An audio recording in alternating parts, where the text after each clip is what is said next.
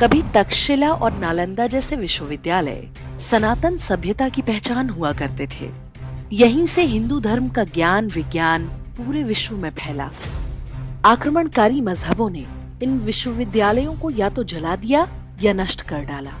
स्वतंत्रता के बाद देश में उच्च शिक्षा के जो केंद्र खोले गए वो सनातन सभ्यता पर कालिख पोतने और आक्रमणकारी मजहबों के महिमा मंडन में जुटे हैं। जहर की जो फसल कभी मैकाले ने बोई थी, नेहरू गांधी ने जिसे खाद पानी दिया, वो अब लहलहा रही है। और इसका पहला नमूना देखिए। It says that you cannot be a Hindu without being a practitioner. Every Hindu practices untouchability. That's what he says.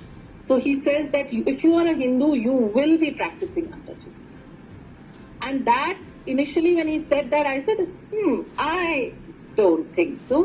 But it's true, guys. And go back and look within yourselves. Look at how you practice untouchability in very quiet, invisible ways, in ways that we even don't understand. It's so internalized, like gender.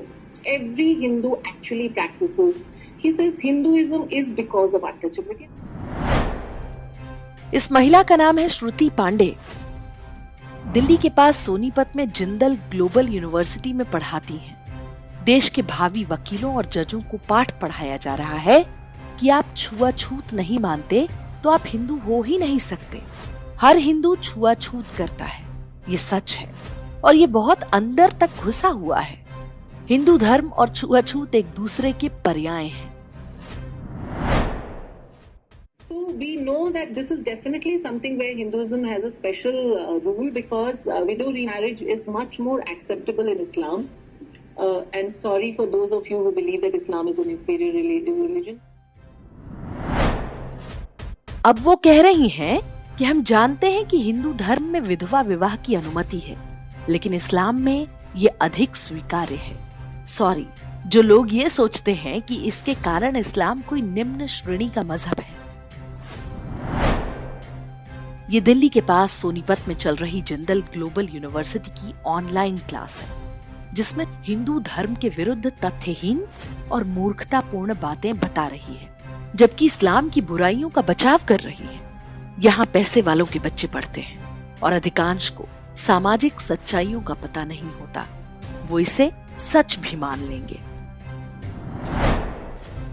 Jindal global university के मालिक नवीन जिंदल हैं। वो बड़े उद्योगपति हैं, Congress party के सांसद रह चुके हैं और पिछले कुछ समय से बीजेपी में घुसने के प्रयास में हैं।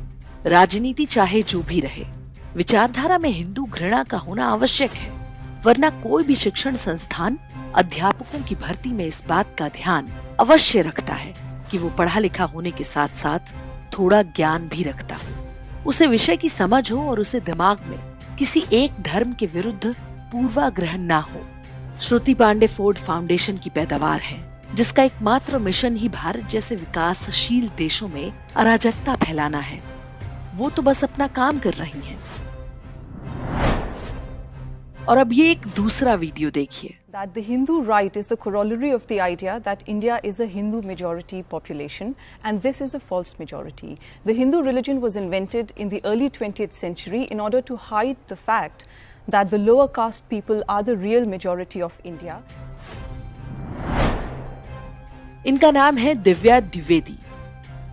आप सोचते होंगे कि आईआईटी में इंजीनियरिंग पढ़ाया जाता है, लेकिन ये आईआईटी दिल्ली में दर्शन शास्त्र पढ़ाती हैं। ईसाई मिशनरी चैनल एनडीटीवी के कार्यक्रम में बड़ी सहजता के साथ बोल गई कि हिंदू धर्म का आविष्कार 20वीं शताब्दी के आरंभ में हुआ था। ये भी कहा कि हिंदू धर्म इसलिए बनाया गया ताकि यहाँ रहने वाले लोगों को दबाया जा सके। ये नहीं बताया कि ये सारा ज्ञान उन्हें किस आसमानी किताब से मिला है। हिंदुओं के देश में टैक्स पेयर के पैसे पर ये महिला छात्रों को क्या पढ़ाती होगी, आप कल्पना कर सकते हैं। यदि आईआईटी में ऐसी पढ़ाई हो रही है तो फिर उसमें और मदरसों में अंतर क्या रह जाता है। अब इनसे मिलिए। ये है रोमेला थापर, स्वयं को इतिहासकार बताती हैं। बच्चों की स्कूली किताब में इतिहास के नाम पर जो अनाप शनाप पढ़ाया जाता रहा है, ये उसकी रचयिता रही हैं। पिछले दिनों एक कार्यक्रम में इन्होंने बताया कि सम्राट अशोक से प्रेरणा लेकर महाराज युधिष्ठिर ने सिंहासन त्याग की इच्छा जताई थी। इन मूर्खों को ना तो देश का पता है, न धर्म का, न इसकी हजारों वर्ष प्राचीन संस्कृति का। सोचिए, वो कौन लोग हैं जो ऐसे अनपढ़ और अधकचरे लोगों को प्रोफेसर बना देते हैं। कांग्रेस और वामपंथियों के गठजोड़ ने बीते 70 वर्ष में देश में एक पूरी पीढ़ी खड़ी कर दी है जो अपने देश, धर्म और पूर्वजों से घृणा करती है, आक्रमणकारी मजहबों के समर्थन में कुतर्क गढ़ती है। ये ब्रेन वॉश्ड लोग अब अगली पीढ़ी का ब्रेन वॉश करने में जुटे हैं। जिस देश में बीते 1000 वर्ष में लाखों करोड़ों हिंदुओं को सिर्फ उनके धर्म के कारण मार डाला गया हो, जहां आज भी नाम और धर्म पूछकर लोगों की हत्याएं होती हैं, वहां के स्कूल कॉलेजेस में अगर ये पढ़ाया जा रहा है तो ये चिंता की बात है। सरकार के भरोसे मत बैठिए, क्योंकि सरकार भी आपके भरोसे बैठी है।